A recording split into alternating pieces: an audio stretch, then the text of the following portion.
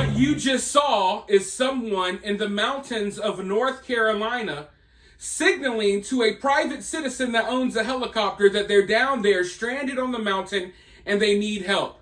Because random people who own helicopters are having to come in and save the people in the mountains of North Carolina because our government is not doing so.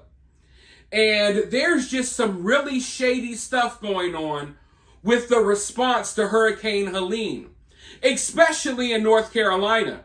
But there's weird stuff going on in Tennessee and even places like Augusta, Georgia as well.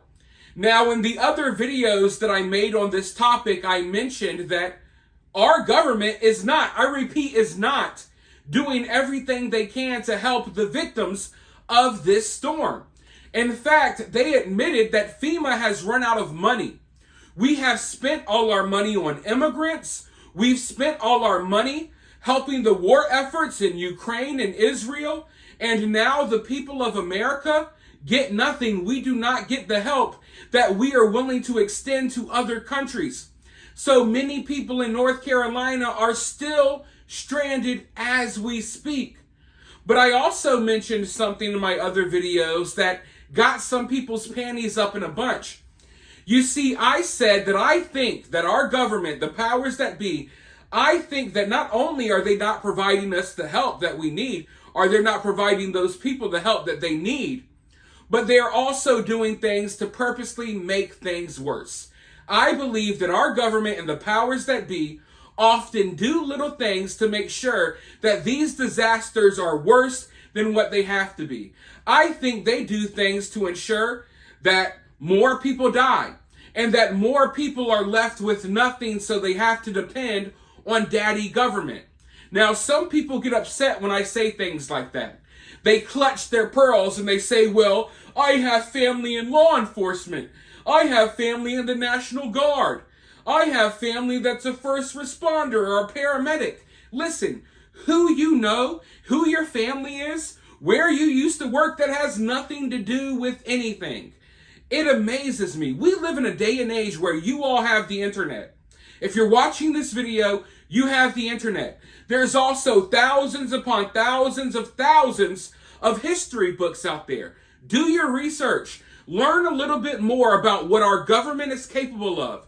Learn about the things our government has done in the past, and then you won't be shocked in the present when you see the government doing the same thing, doing shady things to its own people. Listen, we've experienced this for years. Well before I was born, our government was doing shady things. So for you to think that they're not capable of doing stuff, I don't know what to tell you. Look at what happened with the Maui fires. Folks, during the Maui fires, they cut everyone's water off so they couldn't fight the fires themselves. And then they blocked the main road out of the neighborhood, ensuring that more people died and had nowhere to go. Do you think that was a coincidence? I don't.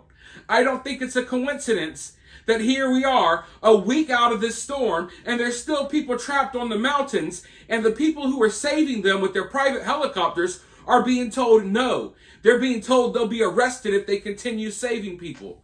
But it's not just that. There are truckloads, right? There are truckers just bringing in supplies. Some on their own free will. It's not like they've been hired to do so. They're bringing in supplies to these victims. And guess what has been happening? This has been reported in Tennessee and in North Carolina, folks. Truckers who are bringing in supplies for disaster relief to these areas, they're having their tires slashed at the truck stops. Does that make any sense to you? Who's doing this? It seems to be a coordinated effort because it's happening in multiple states. And trucks that are going elsewhere, nothing's happening to those trucks. But the trucks coming into certain areas of Tennessee and North Carolina to bring in supplies for the people who are literally starving to death. Yes, literally starving to death. No food, no water, no home, no nothing. They're having their tires slashed while they're en route to these disaster zones. Now, what do you think is behind that? I would really like to know. But before I go any further, let's let you all listen to some people who have experienced this themselves, and then I'll be right back with more thoughts. TA in Denmark, Tennessee had 50 trucks with slashed tires. 50 trucks with slashed tires. That's on I-40 through Tennessee. Exit 126 in Holiday, Tennessee. The Loves had 5 trucks. One guy had 9 tires slashed. And exit 163 at the Loves in Dixon, Tennessee, there were 16 trucks with tires slashed. So if y'all are traveling through that area, avoid those truck stops. Try not to stay overnight in those truck stops, as for now. They've got authorities working on what's going on, and it's some kind of an activist group that is doing this. So, y'all be careful and be safe out there. So update right now, the biggest problem after Hurricane Helene is just you're not able to move. Some of my friends just try to go to Tennessee. The roads are completely blocked off. You're not getting out. We're trapped in. There's a lot of looters. Please stay safe. Stay inside. If you have a weapon, keep it on you, because there are people intentionally sabotaging stuff. So over on I-40, there was some truckers coming in with supplies and medical stuff trying to help us. They stopped at a truck stop to get some rest. When they woke up, their tires were slashed. Nothing was stolen, just tires were slashed. The same thing is happening all over the place. People are intentionally just vandalizing stuff, not stealing, just vandalizing. And then there's looting happening in all the stores. I'll come back with an update in about 5 or 6 hours. Everyone stay safe. So nothing's stolen at all. So what would be the motive? Why are you out here slashing tires? Slashing the tires of these big trucks that are carrying in supplies for people who have just been devastated by this hurricane. Why would you do that? And why is this happening at multiple truck stops, in multiple different states? That's really weird, right? And like I said, it's not like they're looting the trucks or stealing anything. So the only motive is, hey, we want to stop you from getting to where you're going. And that's what they want. You see, FEMA and these government agencies, they come in, they want to control everything, right? They want you depending on them. Because if the American people wake up to the fact that, hey, we don't really need some of these government agencies. We don't really need the government to step into our lives in the way that they do. We can help our own, because that's what's happening. And listen, I've covered dozens of disasters like this one.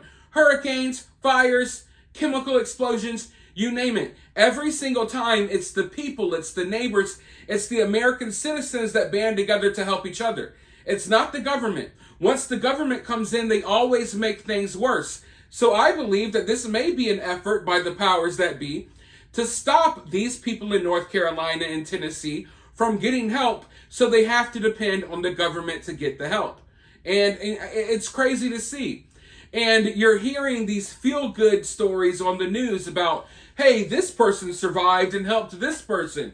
And a lot of these, stories, they're feel-good stories, like I said, and it's nice to see them. But there's also a lot of not so feel-goody stories happening as well, right? They want to sugarcoat things, but in reality, there's a lot of looting, there's chaos, there's people fighting and hurting, damn near killing each other at the gas pumps right now. People are fighting over supplies. FEMA has come in and they've taken everyone's donations and they're trying to regulate them. It's just a wild, chaotic situation. And I don't think that the media is doing a proper job in showing the chaos that is happening on the ground. Yeah, they'll show you some of the destruction because it's eye candy. People like to see stuff get destroyed. But they're not telling you some of the stories from the people on the ground. They're not letting you know how hard it is to be out there, how hard people are fighting just to help their fellow neighbors because the government is stepping in and stopping them from helping. It's sad, it's insane, it's crazy, but this is how every one of these disasters turns out. I've been covering them for years. It's the same thing every time. It doesn't surprise me. Yet somehow, some way, people get shocked and surprised by how these things go down. It's like they didn't learn anything from everything we've experienced in the past. And that's why people need to start paying attention. Because if you pay attention, you know what to look for. If you pay attention and then you get caught in a situation like this, you should know what is coming. But like I said earlier in this video, for those of you all who are still skeptical, crack open a history book. Learn a little bit more about this country. Learn a little bit more about the world and what governments all over the world have done in the past. And then you'll look at something like this and you'll say, yeah, this is right up their alley. This is a play directly out of their usual playbook, everything that's going on right now. It's sad to see, but I'm not surprised, but I will keep exposing it. So right now, I want you all to let me know what you think about this down below. Share this video on every social media site you can. Like the video. We got to get the thumbs ups on these videos. Subscribe if you haven't already, and I'll talk to you very soon in the next one.